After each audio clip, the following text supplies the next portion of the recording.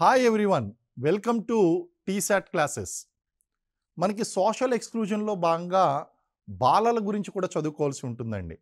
అంటే సమాజంలో వెలికి గురవుతున్నటువంటి వారు స్త్రీలు, ట్రాన్స్జెండర్లు, అలాగే కుల ప్రాతిపాదికన ఎస్సీ ఎస్టీ బీసీలు, తెగలు, వీళ్ళు మాత్రమే కాదు, బాలలు కూడా వాళ్ళ హక్కుల కోసం వాళ్ళు పోరాటం చేయలేకపోతున్నారండి. సాధారణంగా అణగారిన వర్గాలు, హక్కులు కోల్పోయిన వారు, లేకపోతే తాడిత పీడిత వర్గాల వారంటే కేవలం ఎస్సీ ఎస్టీ బీసీ మైనారిటీ వర్గాలు మాత్రమే కాదు, ఈవెన్ బాలలు కూడా తమ హక్కుల కోసం తాము పోరాటం చేయలేరు. కాబట్టి వాళ్ళని కూడా మనం పరిగణలో తీసుకోవాల్సి ఉంటుందండి. అసలు బాలలు అంటే ఎవరు? బాలలు అంటే ఎవరు? సాధారణంగా ఏ వయసు వారిని మనం బాలలుగా పరిగణించాలి? ఒక్కొక్క చోట ఒక్కొక్క డెఫినేషన్ ఇవ్వడం జరిగిందండి. ఐపీసీలో ఒక రకంగా చెప్పడం జరిగింది. బిఎన్ఎస్ అంటే ఐపీసీలోనే చేంజ్ వచ్చింది. నిర్భయ కేసు తర్వాత చేంజ్ వచ్చిన తర్వాత ఆ నేరాలు చేసేటువంటి విషయంలో, హీనియస్ క్రైమ్స్ చేసేటువంటి విషయంలో ఎవరిని బాలలుగా పరిగణించాలి, ఎవరు జువెనైల్స్ కింద వస్తారు, ఎవరు జువెనైల్ చట్టం యొక్క పరిధిలోకి రారు అనేటువంటి విషయాన్ని క్లారిటీగా చెప్పడం జరిగింది. అలాగే భారత రాజ్యాంగంలో ఒక రకంగా చెప్పడం జరిగింది. ఐక్యరాజ్య సమితి ఒక రకంగా చెప్పడం జరిగింది. కాబట్టి బాలలుగా పరిగణించాలి అంటే మనకి అక్కడ భారతీయ కర్మాగారాల చట్టం 1948లో పేర్కొన్నటువంటి ఆ యొక్క రూల్స్ ప్రకారం 14 సంవత్సరాల లోపు వారు ఎవరు కూడా ప్రమాదకరమైనటువంటి పనుల్లో వినియోగించరాదు అని చెప్పడం జరిగిందండి. అంటే ఇక్కడ బాలలు అన్నదానికి డెఫినేషన్ ఇవ్వలేదు. ప్రమాదకరమైనటువంటి పనులు ఏ వయసు వారు చేయకూడదు అన్నదానికి 14 సంవత్సరాలుగా నిర్ణయించారు.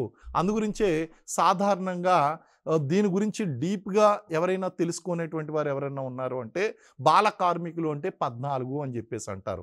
దానికి కారణం ఏంటి అంటే భారతీయ కర్మాగారాల చట్టంలోనో, అలాగే భారత రాజ్యాంగంలో ఆర్టికల్ 24లో 14 సంవత్సరాల లోపు వారిని ఎవరిని కూడా ప్రమాదకరమైనటువంటి పనుల్లో వినియోగించరాదు అని చెప్పారు. కాబట్టి 14 సంవత్సరాల లోపు అని చెప్పేసి అంటారు.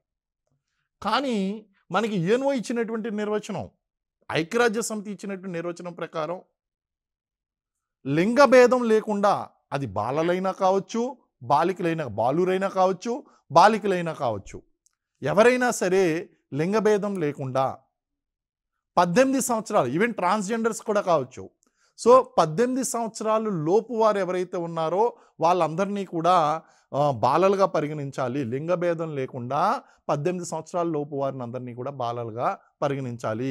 18 సంవత్సరాలు కనుక దాటితే వాళ్ళు బాలలు కారు అని చెప్పేసి క్లారిటీగా ఇవ్వడం జరిగింది. కాబట్టి బాలలు అంటే 18 సంవత్సరాల లోపు వారు అని అర్థం.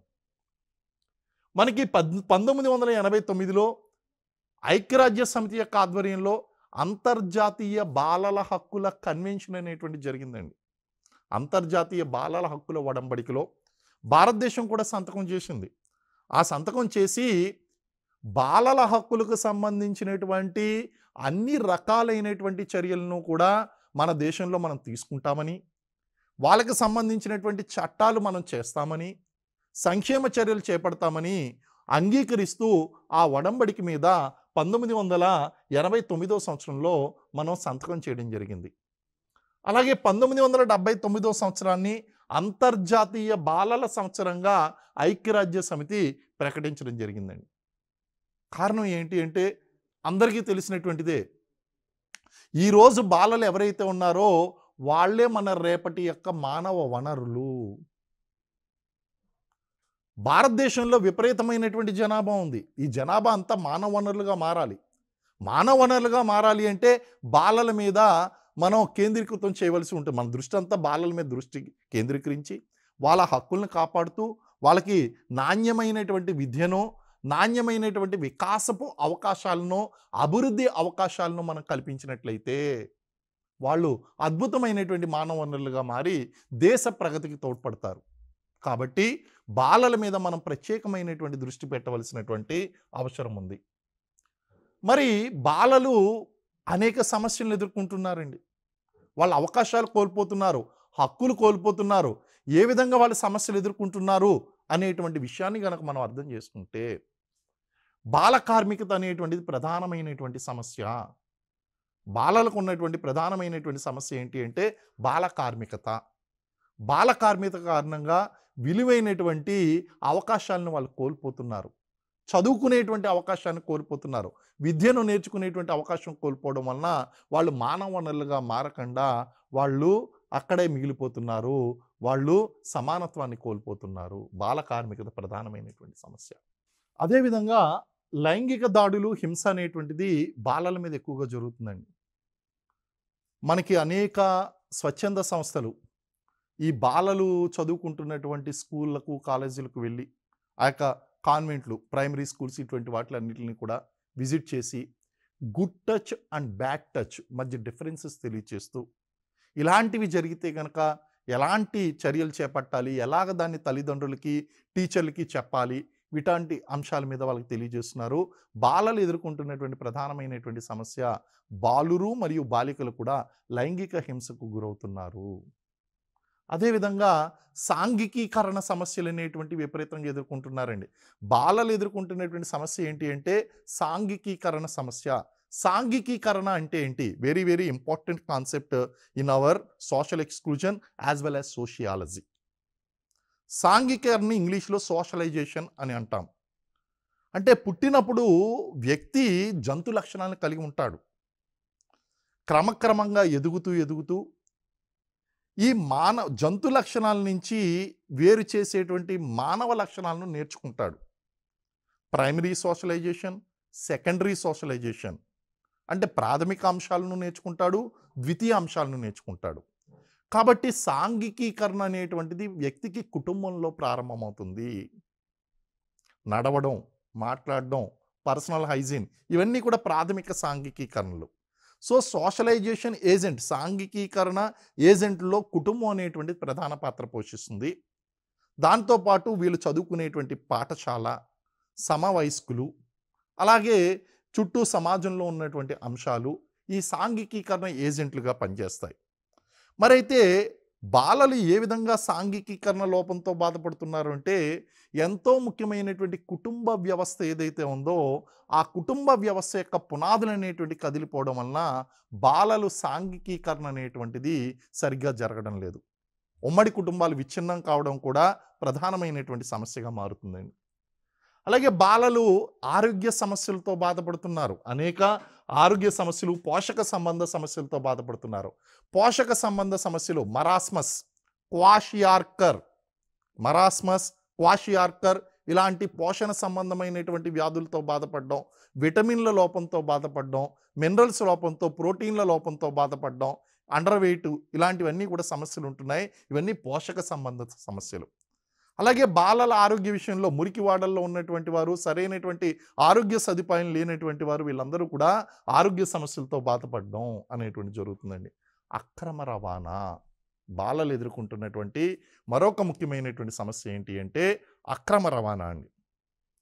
అంటే వాణిజ్య ప్రయోజనాల కోసం వ్యక్తులను ఒక ప్రాంతం నుంచి మరొక ప్రాంతానికి ఎగుమతి మరియు దిగుమతి చేసేటువంటి ఈ కార్యక్రమాన్నే అక్రమ రవాణా అంటాం, హ్యూమన్ ట్రాఫికింగ్.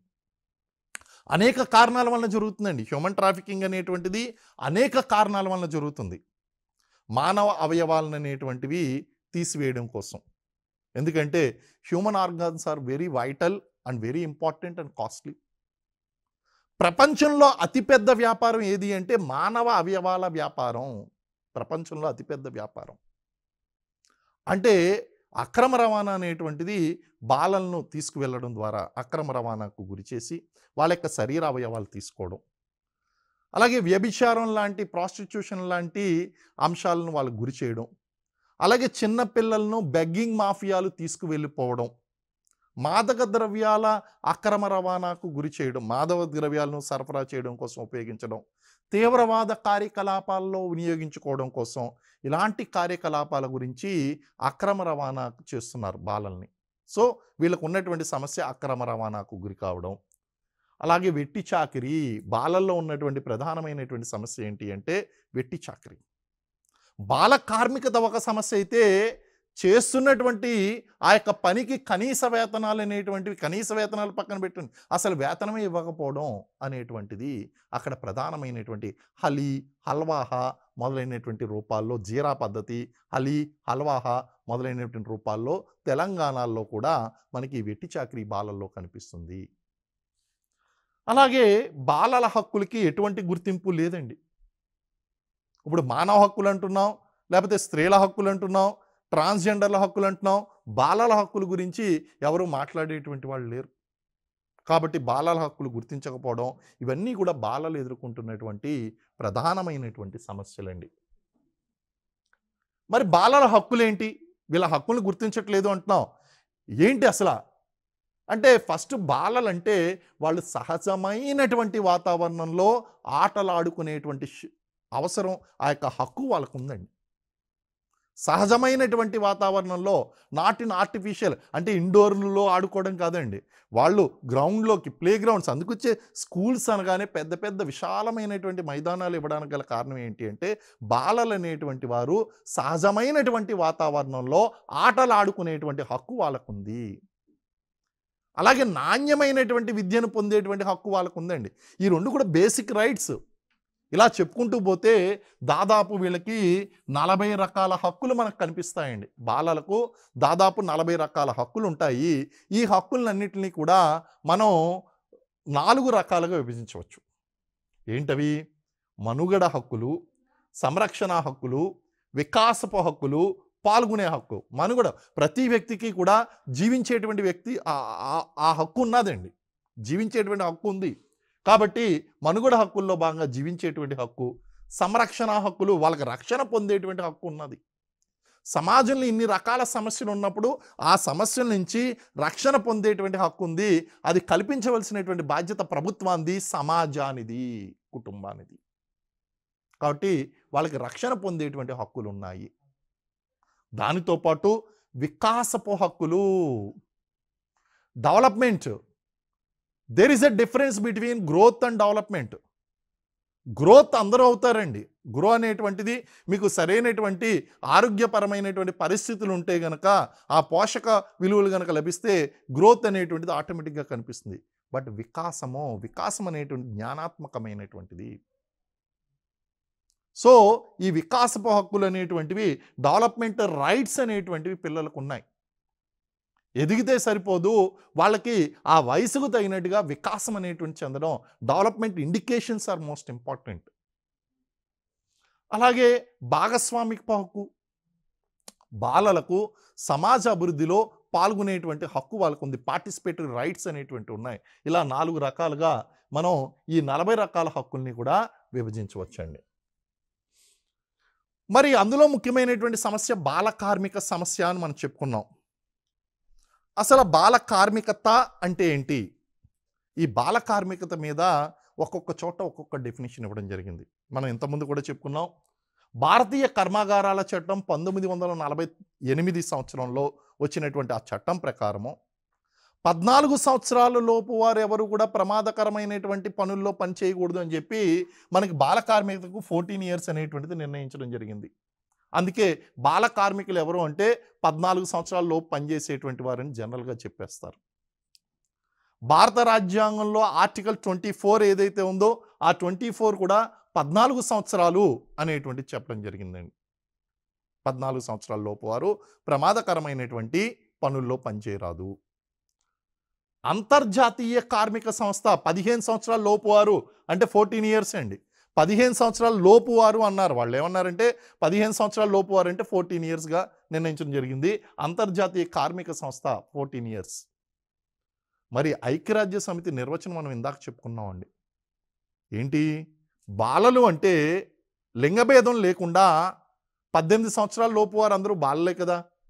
కాబట్టి 18 సంవత్సరాల లోపు వారు ఎవరు పనిచేసినా వాళ్ళు బాల కార్మికులే. కాబట్టి ఐక్యరాజ్య సమితి 18 ఇయర్స్గా చెప్పింది. సో బాల కార్మికులు అంటే ఇప్పుడు ఎలా గుర్తించాలి మనం చట్టపరంగా అంటే మన చట్టాలు కూడా అమెండ్మెంట్ చేసుకుని మనం 18 సంవత్సరాలు లోపు వారు అని చెప్పేసి మనం లేటెస్ట్గా వచ్చినటువంటి అన్ని చట్టాల్లోనూ కూడా మార్పులు చేసుకుని 18 సంవత్సరాల లోపు వారు ప్రత్యక్షంగా కానీ పరోక్షంగా కానీ ఆర్థిక కార్యకలాపాల్లో పాల్గొన్నట్లయితే వాళ్ళని బాల కార్మికులుగానే గుర్తించవలసి ఉంటుంది. మరి 2009 సంవత్సరంలో బాలలకు జరిగినటువంటి ఒక అద్భుతమైనటువంటి చట్టం ఏది అంటే right to free compulsory education act, ఉచిత నిర్బంధ విద్యా హక్కు చట్టం 2009లో వచ్చిందండి. ఈ ఉచిత నిర్బంధ విద్యా హక్కు చట్టం తీసుకురావడానికి గల కారణం ఏంటి అంటే ముఖ్యంగా వ్యవసాయ రంగంలో, అంటే పారిశ్రామిక రంగంలోను సేవల రంగంలోను ఎలాగ చేస్తున్నారు, ఈవెన్ వ్యవసాయ రంగంలో కూడా బాల కార్మికులు అనేటువంటి వారు స్వంత పొలాల్లోనూ పక్క పొలాల్లోనూ పనిచేస్తున్నారు. మరి ఆ యొక్క right to free compulsory education యాక్ట్లో ఈ నిర్వచనం అనేటువంటిది ఇవ్వడం జరిగింది. బాల కార్మికత అన్నదానికి నిర్వచనం ఇవ్వడం జరిగిందండి. కారణం ఏంటంటే ఈ విధంగా ఎవరున్నా సరే వాళ్ళందరినీ తీసుకుని వచ్చి నిర్బంధంగా వాళ్ళకి ప్రాథమిక విద్య అనేటువంటిది ఇవ్వాలి అని చెప్పడం జరిగింది. మరి ఈ ఉచిత నిర్బంధ విద్యా హక్కు చట్టం ప్రకారం బాల కార్మికత అంటే ఏంటో తెలుసుకుందాం. సంవత్సరం మొత్తంలో కానీ సంవత్సరంలో కొద్ది రోజులు కానీ, కండిషన్స్ చూడండి, సంవత్సరం మొత్తంలో కానీ సంవత్సరంలో కొద్ది రోజులు కానీ, రోజు మొత్తంలో కానీ రోజులో కొద్ది గంటలు కానీ, వేతనంపై కానీ వేతనం లేకుండా కానీ, ప్రత్యక్షంగా కానీ లేదా పరోక్షంగా కానీ బాలలు ఎవరైనా సరే ఆర్థిక కార్యకలాపాల్లో పాల్గొన్నట్లయితే అది బాల కార్మికతగానే పరిగణించాలి అని చెప్పడం జరిగింది. అయితే ఇప్పుడు బాలలు వీళ్ళు సంవత్సరం మొత్తం కూడా స్కూల్కి వెళ్తారు, వేసవ కాలంలో పొలాల్లో పనిచేయడానికి వెళ్తారు. వీళ్ళు బాల కార్మికులా అని అంటే వీళ్ళు బాల కార్మికులే. ఎందుకంటే డెఫినేషన్ చెప్పాం కదా, సంవత్సరం మొత్తంలో కానీ సంవత్సరంలో కొద్ది రోజులు కానీ. స్కూల్కి వెళ్తారు, 9 to 4 స్కూల్లో ఉంటారు, 9 to 5 స్కూల్లో ఉంటారు. కానీ స్కూల్ విరామం తర్వాత న్యూస్ పేపర్ వేయడమో పాల ప్యాకెట్లు అమ్మడమో ఉదయం సాయంత్రం కాలాల్లో పనిచేస్తూ ఉంటారు. మరి వీళ్ళు బాల కార్మికులా? వీళ్ళు కూడా బాల కార్మికులే. ఇక్కడ స్కూల్కి వెళ్ళడం వెళ్ళకపోవడం అనేటువంటిది మాత్రమే కండిషన్ కాదు, ప్రత్యక్షంగా కానీ పరోక్షంగా కానీ, వేతనంపై కానీ వేతనం లేకుండా కానీ, ఆర్థిక ప్రయోజనంతో కానీ ఆర్థిక ప్రయోజనం లేకుండా కానీ automatically they will be consider as child labour only. అదేవిధంగా మనకి ప్రత్యక్షంగా అన్నారు, కొంతమంది డైరెక్ట్గా ఇన్వాల్వ్ అవుతారు, కొంతమంది ఇండైరెక్ట్గా, వాళ్ళని కూడా బాల కార్మికులుగానే చెప్పడం జరిగింది. వేతనంపై కానీ వేతనం లేకుండా కానీ, వేతనం లేకుండా ఇంకా డేంజరస్ అండి, హలీ హల్వా జీరా పద్ధతులు చాలా డేంజరస్. బాండెడ్ లేబర్ కూడా, not only child labour, also వెట్టి చాకరీ, బాండెడ్ లేబర్ కూడా ఇన్వాల్వ్ అయ్యింది అక్కడ. కాబట్టి ఇలాంటి కండిషన్లో ఎవరు ఉన్నా సరే వీళ్ళని బాల కార్మికులుగానే పరిగణించాలి. ఇటువంటి వాళ్ళందరినీ కూడా గుర్తించి వాళ్ళకి ఉచితంగా నిర్బంధంగా విద్యను అందించడమే ఈ యొక్క చట్టం యొక్క ముఖ్య ఉద్దేశము. కారణాలు ఏంటి? మీరందరూ తెలుసుకోవాల్సినటువంటి విషయం ఏంటి అంటే, ప్రపంచంలో బాల కార్మికులు ఎక్కువగా ఉన్నటువంటి దేశం భారతదేశం. భారతదేశంలో ప్రపంచంలోనే బాల కార్మికులు అనేటువంటి వారు ఎక్కువగా ఉన్నారు. మరి ఇంతమంది బాల కార్మికులు ఎక్కువగా ఉండడం అనేటువంటిది మన యొక్క కుటుంబాల్లో ఉన్నటువంటి సమస్య, పేదరికం కారణమా, నిరుద్యోగం కారణమా, చట్టాల్లో ఉన్నటువంటి లోపమా, వీటినన్నిటిని కూడా తెలుసుకోవాల్సినటువంటి అవసరం ఉంది. ఉదాహరణకు బాల కార్మిక సమస్య ఉదాహరణ అంటే ఫస్ట్ రీజన్ పేదరికం. మీకు బాల కార్మికులు అనేటువంటి వారు people below the poverty line, పేదరికపు రేఖకు దిగువన ఉన్నటువంటి కుటుంబాల్లో ఎక్కువగా కనిపిస్తూ ఉంటారు. అబౌవ్ పవర్టీ లైన్లో మనకి తక్కువగా ఉంటారు. అక్కడ మనకి పేదరికం అనేటువంటిది బాల కార్మిక వ్యవస్థ కారణం కాదు, వేరే ఇతర కారణాలు ఏమన్నా అయితే అయి ఉండొచ్చేమో. కానీ బాల కార్మికతకు ప్రధాన కారణం ముఖ్యంగా ఈ యొక్క పేదరికపు రేఖకు దిగువ నివసిస్తున్నటువంటి కుటుంబాల వారిలో, ఇలాంటి కుటుంబాల్లో పేదరికం అనేటువంటిది ముఖ్యమైనటువంటి కారణం. అలాగే నిరుద్యోగం కూడా ప్రధానమైనటువంటి కారణం. తల్లిదండ్రులకి సరైనటువంటి ఆదాయ వనరులు లేక, ఉద్యోగాలు లేకపోతే కనుక పిల్లల్ని చదివించలేక వాళ్ళని కూడా బాల కార్మికులుగా మార్చేయడం, ఇలాంటి కారణాల వలన మనకి బాల కార్మికత అనేటువంటిది భారతదేశంలో ఎక్కువగా కనిపిస్తుంది. అలాగే బాలల శ్రమ చౌక ధరను లభించడం, the child labour is very cheap అండి. కారణం ఏంటి అంటే, చైల్డ్ లేబర్ బాల కార్మికత అనేటువంటిది చట్టానికి వ్యతిరేకంగా జరుగుతుంది. కాబట్టి పని చేయించుకునేటువంటి వారు, పని చేయించేటువంటి వారు ఇద్దరికీ కూడా రిస్క్ అనేటువంటిది ఉంది. కాబట్టి వీళ్ళు ఏం చేస్తారంటే బాల కార్మికులకు తక్కువ వేతనాలు ఇస్తూ ఉంటారు. ఈ తక్కువ వేతనాలకు ఎప్పుడైతే వీళ్ళు శ్రమ అనేటువంటిది వచ్చిందో, ఈ బాలల యొక్క శ్రమ ఇక్కడ ఉన్నటువంటి పరిశ్రమలు కూడా వాళ్ళని నియమించుకోవడానికి ఆసక్తి చూపిస్తూ ఉంటాయి. అలాగే తల్లిదండ్రులు కూడా వేడి నీళ్ళకు చన్నీళ్ళు తోడు అన్నట్టు వాళ్ళకు వస్తున్నటువంటి ప్రధాన ఆదాయానికి ఇది తోడు అన్నట్టు వీళ్ళ యొక్క ఆదాయాన్ని ఉపయోగించుకుంటూ ఉంటారు. కాబట్టి బాలల యొక్క శ్రమ చౌకధరణ లభించడం అనేటువంటిది బాల కార్మిక వ్యవస్థను బలోపేతం చేస్తుంది. దానితో పాటు పాఠశాలల్లో అవస్థాపన సౌకర్యాలు లేకపోవడం. ఏంటండి పాఠశాలలో అవస్థాపన సౌకర్యాలు అంటే ఏంటి? డ్రింకింగ్ వాటర్ ఫెసిలిటీసు, డ్రింకింగ్ వాటరే కాదు, యూజింగ్ వాటర్ కూడా, అంటే toilet facilities, proper toilet facilities కావాలి. స్కూల్స్లో కావాల్సింది ఏంటి అంటే వాళ్ళకి టాయిలెట్ ఫెసిలిటీస్ ఉండాలి. ఆ టాయిలెట్ ఫెసిలిటీస్లో రన్నింగ్ వాటర్ కావాలి. అందులో కావాల్సింది ఏంటండి? Running water, furniture, proper furniture కావాలి, ప్రాపర్ ఫర్నిచర్ కావాలి. దీంతో పాటు ఎలక్ట్రిసిటీ, ఫర్నిచరు, బౌండరీ వాలు, అన్నిటికంటే ముఖ్యంగా ఇది చాలా important, toilet and running water. ముఖ్యంగా ఆడపిల్లలు చదువుతున్నటువంటి స్కూల్స్లో ఈ సౌకర్యాలు లేకపోవడం వలన 6, 7, 8 తరగతుల దగ్గరికి వచ్చేసరికి ఆడపిల్లల్లో డ్రాప్ అవుట్ల శాతం చాలా ఎక్కువగా పెరుగుతుంది.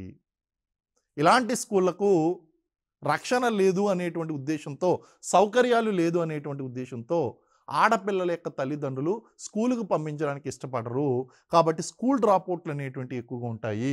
There is a directly proportionate relation between the school drop outs and child labour. ప్రత్యక్ష సంబంధం ఉందండి. డ్రాప్ అవుట్లు ఎప్పుడైతే పెరిగారో చైల్డ్ లేబర్ కూడా పెరుగుతుంది. ఆటోమేటిక్గా వాళ్ళని ఖాళీగా ఉంచడం ఎందుకని చెప్పి ఏదో ఒక పనిలో పెడతారు. కాబట్టి స్కూళ్ళలో అవస్థాపన సౌకర్యాలు లేకపోవడం అనేటువంటిది కూడా మనకి ఈ యొక్క సమస్యకు ప్రధానమైనటువంటి కారణమవుతుంది. అలాగే వృత్తుల ఆధారిత కుల వ్యవస్థ. మనం తెలుసు భారతదేశం అనేటువంటిది కుల వ్యవస్థ మీద ఆధారపడినటువంటి సమాజం. హిందూ మతానికి ఉక్కు కవచం లాంటిది ఈ కుల వ్యవస్థ.